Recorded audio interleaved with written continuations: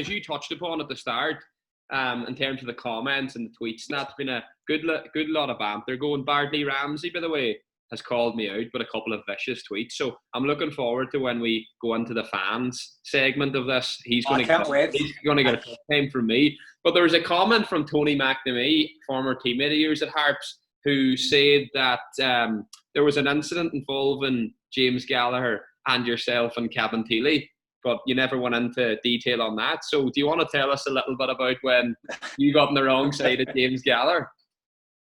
Yeah, look, there was an incident in Cabinteely, all right. I must thank Tony actually for bringing that one back to memory. The management team, that one at the time was Ollie and James Gallagher, and James was great for keeping us grounded, like and keeping the standards high, which was just exactly what we needed at that time. And all credit to James and Ollie for that 2015 season, and and kind of what came after that.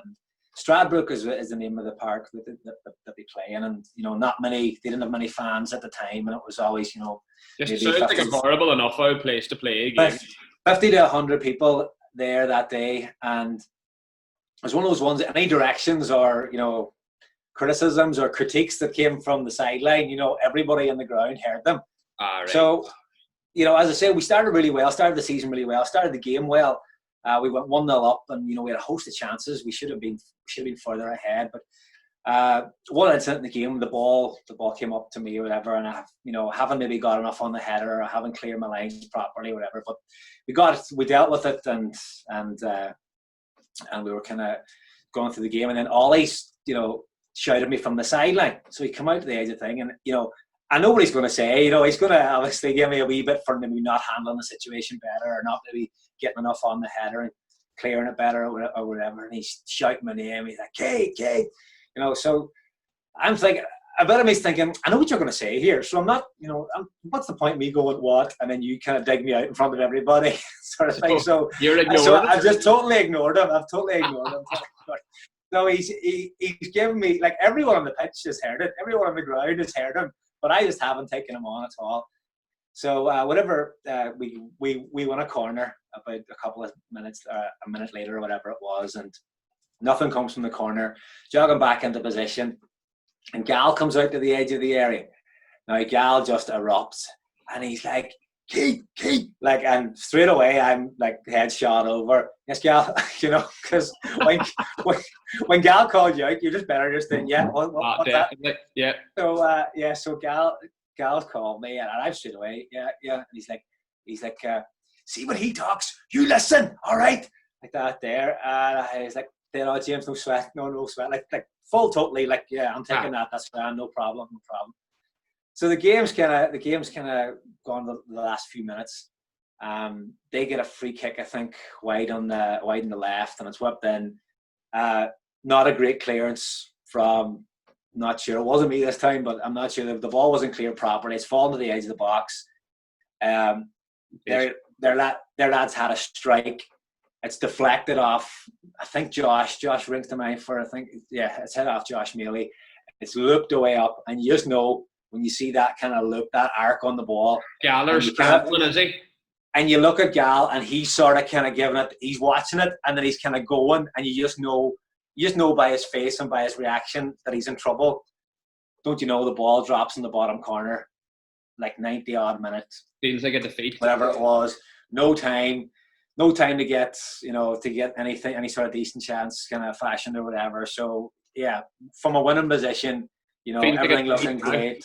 It totally feels like a defeat. Everyone's deflated. You're walking in, and you're just like, oh, here we go. Like, and what had transpired between me and Gal had just been ramped up to about 100%. Because that's probably not even talked about. If we go in and we win 1-0, he might drop it in, later in conversation or something like that. But so that was fine, and we get anyway. And Ollie's, to be fair, Ollie's calm enough. Ollie just kind of, look, we were unlucky. We had other chances in the game. We should have taken them. Blah blah blah. Kind of says his wee bit or whatever, and then he goes to James. Have you anything to add? Gal's just kind of like this here, arms folded, leaning against the wall. just kind of steps off the wall and he goes, "Hi, I have something to say." He goes, "See you, you big," and he, I'm not going to say what he called me, but he called a derogatory term was slipped in there. So he goes, see you, big Keith Cowan walking about, thinking he's the man, thinking he's made it, and all this here, right? And he's swiped, right? He's had a swipe at the physio table, like, so the physio table's got all the bottle, like the Lucozades and the wine gums and the Jaffa cakes.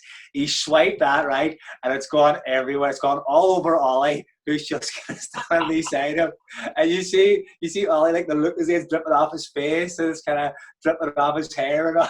He's kind of trying to get it off his face, and Shane Elliott, the wee kit man, he's kind of up against the wall, like having palpitations, like he doesn't know what way to look. He's never been in this situation before. He's never seen Gal explode. Never seen Gal explode like this here. And he's like, big Keith Cowan walking about. What have you done? What have you done in the game? And he's proper up in my face. He's like walked the physio table right over. So I'm sitting in the seat, sitting along the bench. The physio table's there, and he's over it, kind of pointing. Have you lifted your head? I've lifted my head just sort of to look at him, but I'm giving it the total sort of, kind of straight faced, almost dismissive, like it's like I'm going, Gal, like I haven't really said anything, like at you, hi, walking around, what have you done? What have you done? You've done nothing, pieing off the manager there, So that's, I remember Josh kind of beside me, Joshy Beats, like Josh Bailey's just kind of most laid back, yeah, kind of give it the one. Calm down, Gal. Calm down. Like that there. I haven't reacted. I haven't, I'm not biting back at James, like when he's in that mode. I'm not biting back at James anyway, because I think he's a legend. Like, yeah. And I'm just trying to say it. Like, it's not a time for. I find those situations. It's not a time for a player to have to go back. Take it on the chin. Tensions are high. Everyone's at a everyone's kind of in the red. It's after the game and everything's kind of raw and so on. So, and I think it was maybe a way of him as well, just saying that nobody was exempt here. No matter how many games I might have played or how long I was at the club, didn't matter. Everyone was getting the same treatment here, and that was great. And I sort of knew that as well. And having to go back wasn't. And you know what? I was in the wrong as well. I was definitely a bit petulant. Yeah, definitely a bit petulant. I should have said, looked over to Ollie and took my criticism and moved on. And it was actually a great learning curve for me that there, just to take your criticism, move on, keep playing your game, and that's how you kind of deal with those situations. And as you say too, Cowan, obviously you're a senior player in the dressing room as well. Probably sends out a message to the group. Yeah. You don't do that. Doesn't matter who you are. You just have to take it on the chin. And take your criticism, absolutely. But the funny thing about it was I'd actually met Gal out maybe a couple of weeks before that, and we were kind of having a chat about how the season was going. Maybe a couple of games in, like we started well, and he's sort of saying, like, he wasn't. The one thing about Gal, he would give you credit when you played well. And the same thing, if you stepped out of line or if you weren't good, he would tell you. And, he says, man, you started well. You're playing well. So I wasn't going to turn around, I suppose, in the whole volatile changing room kind of situation and say, well, it was actually you was telling me that I was playing a few weeks ago. You're the reason I'm smelling myself. That's it. It's all down to you. But no, look, it was, as I say, it was kind of I wouldn't say it was a turning point, but it's definitely a situation in the season that, kind of definitely give us a wee sort of push on and a wee sort of impetus that, like, things were going well. And, we didn't want to mess it up, because I remember playing in teams of the past that had great starts, but come the break or come, after the restart, the wheels would come off, and this was definitely, because I remember Gal was saying as well, like, what are we doing here? As we think, what are we doing here? Are we flirting with this? Are we flirting with this kind of idea of promotion, or are we going to go and grab it? Are we going to go and grab it by the balls or whatever? So yeah, no, definitely that year I thought it was great when he came in. He definitely did add that bit of steeliness to it, and he was a great part of what we did around that time. Well, just staying on James, I do remember obviously when he was manager at Harps, and look, he was probably one of the best. I would say he was the best manager I worked under at Harps, and like obviously Ollie's had unbelievable success, so that's not a dig at Ollie, but I under Ollie for 6 months and he never played me, so I'm not going to say him. But for me, Gal and Gorman were an unbelievable duo. Like, Gorman's training was top notch, and as I say, James was incredibly young as well. Like, took the job at 29, and like, you know, I think he's definitely someone that should be back involved at football at some level. I think he's all the ingredients to be a top 100%. manager, and I think the experience he had as a manager and then as assistant under Ollie, I'll only stand him. Like, so I'm sending a message out to Gal here to say back into football, so he doesn't. And come and get me. Come and get me. But just about senior players. So obviously, when he was manager, Gavin Cullen, you know, by Gav, great goalkeeper, like, and he's still playing for Cork. He's a manager now himself, top player. But I remember an incident. It was after a match, and I think we drew the game. And James is only, you know, James isn't angry, but James has just posed the question to Cullen and said, "Could you have done better there, Cullen, with that goal?" And the big man has reacted badly to this, right? Yeah. So he's chucked the toys out of the pram, Cullen, and he was like, "What are you talking about? How could I have done any better? That's a joke, fucking." So like, Cullen's got really angry about it. So James has just conceded and say, "Right, fair enough. All I said was, I'm only saying your position and could you have been here or whatever." But Cullen having none of it.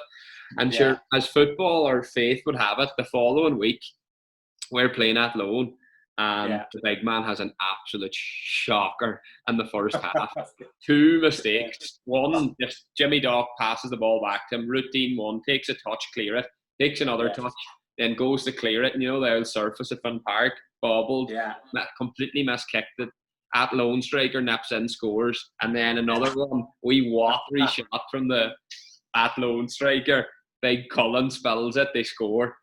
So you're coming at half time and you're thinking the big man's going to get destroyed here. Like, Cullen's in the dressing room and Gal comes in. You know that way Gal sort of paces around for a while, and there's that eerie silence. There's an eerie silence, and you know it's going to kick off here. And it's straight over to Cullen. You big, you know, whatever you call them. Like, last week arguing with me when I only asked you the fucking question about whether or not you could have done better, and then you do that shite there tonight.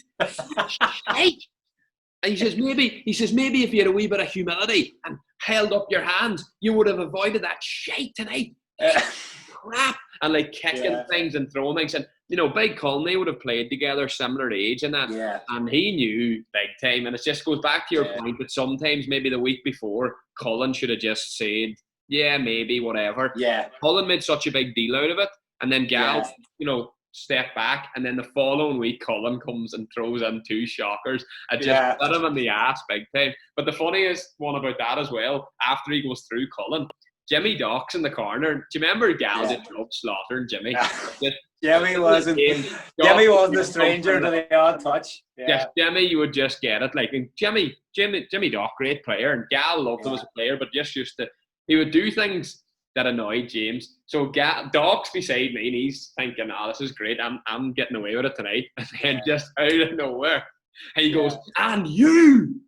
And then you can see Dock's afraid to lift his head. He's thinking, "It's not about me." And Dock, "You know what you are? You're a big fucking girl. You're a big girl." Dock just puts the head back down again. You're missing tackles. You're watery.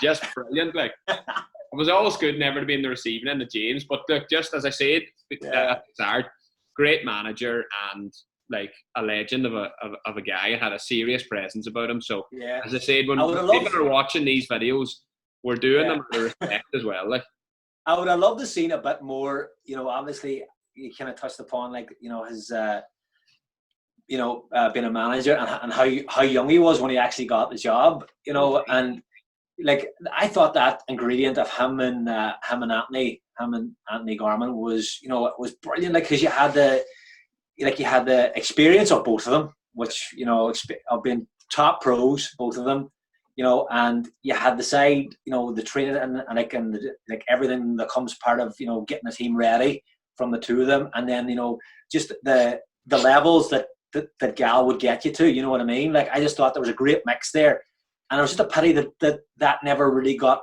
much time to, you know, to flourish much more, because I remember going to Derry that time. Remember the time Derry were about to left the league, and we went in and drew 2-2. Matty Crossan scored 2 free kicks, absolute and we went in and spoiled the party in there. Like that was a great night. I remember that Derry team, and we were starting to come together really, really well. And that was towards the end of the season. Yeah.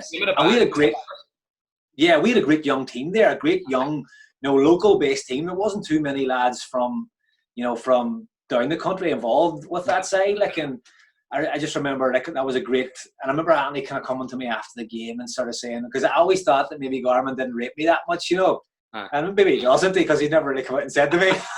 Garmin will see if he rates you or not. Yeah, we'll have to. That show will be heavily edited, I'm saying. But I'd say Garmin's come to me after the game, and they had Farron playing up front. They had a couple of McLean was playing that team. They had a couple of great players. They had a serious. And he goes, I remember Garmin going after the game, he says, you're a player now. You're definitely a player now. So that sort of way. And that gave me such a lift and such confidence in that game, because I remember going on, we had a good victory against Cork coming the end of that season. And I just remember looking. That was the week before. Actually, we beat Cork 1-0. Yeah, I remember looking at going, we were flying And I say we had a good, yourself, you had David Walsh, you had Matty Crossan, you had Packy, Tommy, myself, obviously Tommy Funstead, maybe Mark Brawley in there. You had a great young side. I would have loved to maybe had seen could they have taken us much further. I agree with that, what you're saying, because for me, we went on that Derry team. Harps had a terrible record in the Brandywell at that time, so we were just expected Derry. Remember, there was a massive crowd at the Brandywell. Yeah. Oh, there was a big party arranged for them. Party arranged. And I remember actually you and Eddie McCallion at the end of the game. Had a wee spat. I just remember you hearing, you were chirping away. Away. I wasn't chirping away. There's a good story about that actually, but obviously we went in and Stephen McLaughlin, he basically got a move to Derry the following season off the back of his performance that night. But he was in the tech in Derry, and he'd heard that they had some place booked to go to a function afterwards, because they'd be the Harps tonight, their league, they've won the first division, they're back in the Premier Division. So we all had won to this, and you didn't need any motivation to play Derry in the Brandywell, but we were keen to go in there and do a job, and it was a mad game. The 4 goals were scored in the first half hour. It was 2 each after 30 minutes, and then it ended. That's right. It ended that, and we played brilliant, and Derry had a good side. But at the end of the match, we were kind of giving it a bit of that there, going nice. There's no title. Moral victory. The Derry fans are raging. But Eddie McCallion comes up and to shake hands or whatever, and I just went to him, and he was he went to me, well done on finishing 7th, right? As if we were celebrating finishing 7th. No, fair enough. And I was like, fuck off or whatever. I was like, here, enjoy the party tonight. And then he bit back. He's like, what are you on about? He's like, here you have a big party planned, the function. We'll call up later and we'll get a beer. And we can celebrate finishing 7th. And he's like, your mouth or whatever. But out of nowhere, right? Out of nowhere. I don't know if it was McChrystal or Shane McElhaney. Was Shane McElhaney playing that time? Maybe he was. I might have been, yeah. One of them, and it comes over and hits me with a shoulder, and you know me, it takes a lot to shift me because I'm strong. Yeah, you're a big lad, yeah. I go flying, and then I see you come in, and you have McChrystal, I think, and McElhaney, and then there's a bit of a dust-up coming together. But it was brilliant. They were raging. I remember Stephen Kennedy after the match coming out, having a go at us, saying beating James Gallagher, that we're a far better team than what we're doing and that. But there was probably an element of truth that I don't think we were cheating anyone. It was taking us time to get things together. But then the following year, we drew a couple of matches at the start. We drew at Limerick and Monaghan, who were 2 good sides. At Finn Park, 2-1. Then we drew at Salt Hill on a night we just couldn't score, and then we had a heavy defeat down in Cork, and for some reason the board decided that was that. James was gone. But see, that was the one as well. Cork had a great. I actually remember that because they won the league that year, didn't they? Shelburne won the league that year, but I think Cork were still seriously very strong. Right. Because I remember going, and they had they had still the kind of the part of the old good Cork team, and then which kind of the new good Cork team. Boys of that still kicking around. Georgie O'Callaghan. So no, they were a great side. And again, I remember obviously those trips down to Cork were marathons. They were absolutely horrible. To you know, because you had Gavin Cullen there too with his vampire books. He was into the Vampire Diaries, wasn't it, or was it the? No, was it not? What did you call the cheesy films? Oh yeah, Robert Pattinson. Yeah. I can't think of them. Twilight. But Colin was in Twilight too. He was. I remember him saying, and you gave him a wild touch about that, because it was somebody had left chocolate or somebody had left the bar on the seat. So then he's like he's like laid down, whatever, reading his Twilight sagas, and he gets up and he's like sat up or he's gone to the toilet or something, and you can see like the big line of chocolate looks like shite on his tracksuit bottoms, all down the back of his tracksuit bottoms, and he's going mad. But he's kind of going like he's shouting to James, who's the manager. He's shouting, yeah, somebody's put chocolate all over the seat. Somebody's put chocolate all over the seat. It's all over his arse. Look at me tracksuit. I guess here, like he's probably giving up, and you've just gone on him straight away, like, and you're all like, oh. You're Big Cullen. Okay, all I'm trying to do is read me vampire books. All I want to read me Twilight book, James. All I want to do is read me Twilight book, and they're putting chocolate on me seat. This big bear of a man, like shouting out to James as if he's getting bullied, like. But he's like, the things that, like, obviously things have settled down. Then you've maybe left it half an hour. And like the boss is kind of quiet. Obviously that journey, people are kind of snoozing and maybe listening to music or whatever. You know, the odd DVD was maybe throwing on. But and you've kind of got just out of nowhere, everybody's pure silent. All I want to do is read me vampire books. The whole place just lost their shit. Everybody's just erupted. Big Cullen's not having it. No, I think Big Cullen, even at that stage, was laughing when I done it the second time. Even he was laughing. All I want to do is read me Twilight book.